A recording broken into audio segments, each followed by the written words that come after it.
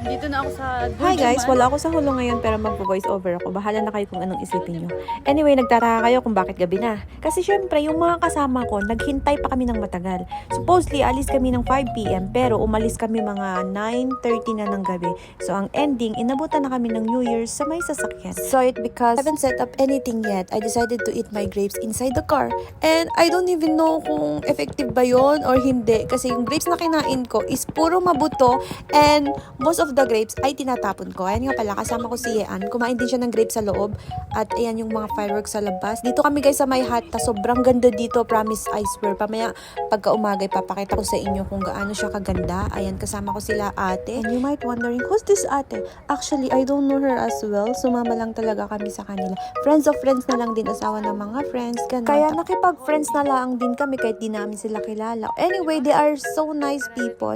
And nag-set up na nga pala kami ng tent namin dyan. We have 3 tent. Each tent, 4 person ang matutulog kasi 12 person yata kaming lahat dyan. Tapos, habang nag-ayos ako ng tent, nakita ko tang dalawa. So, ang ending, nainggit na naman ng babae kasi tingnan nyo naman, apaka-sweet talaga nila. Ayun, bago pa ako mainggit, dito na lang ako magmuni-muni sa fire. O, diba? Balikan natin yung ating mga nakalipas, mga alaala. Charot! Anyway, guys, sobrang nainis kami dito ni Yean kasi, diba pag ganito sa atin, nagbabaga ng ganyan. Supposedly, okay na sa atin. Pero sa kanila, hindi daw kailangan daw fire na fire. Tapos ito na si Yean, nagbre-breakdown na, umiiyak na si Gaga kasi nga daw nasasad siya. Kasi everyone is eating, tapos kaming dalawa yung nasa loob just because hindi namin maintindihan mga pinagsasabi nila. But anyway, sa kakatawa ko dyan, naihi ako guys. So, dahil walang banyo dyan, tinawag ko sila, pwede ba ihatid nyo kami sa may gasolina at naihi ang babae. O, diba? Inaabot ng umaga yung ihi ko. Anyway guys, good morning. This is January 1 na. And na-shock ako. Sobrang ganda pala pag may araw na. O, diba? Namnamin niyo muna yung view.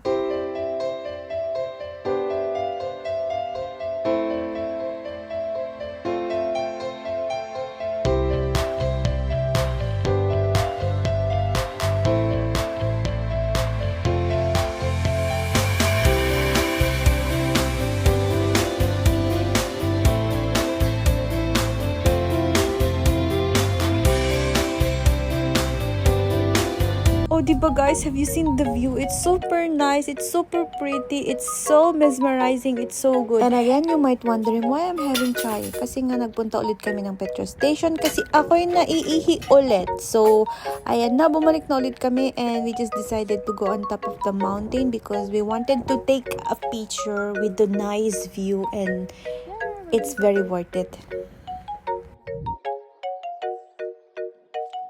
Pick up. We're done guys with our pictorial.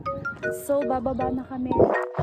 I've been staying in the UAE for about 6 years and actually this is my first time na magpunta dito sa Hatta and sobrang worth it siya kasi akala ko dati it's just a mountain and I don't really like mountains because in the Philippines it's already mountains like this lalala pero without knowing ang mountains pala nila dito is sobrang ganda. Nakita nyo ba yung nasa background ko? Sobrang ganda, promise. Just now I realized that nature's beauty is really breathtaking. Kung may mga bundok na magubat, tapos ang ganda-ganda yung mga view. Ito naman, bundok siya but it has no trees at all. Pero sobrang ganda niya. Grabe guys, sobrang worth it nung mountain na to. Ang ganda.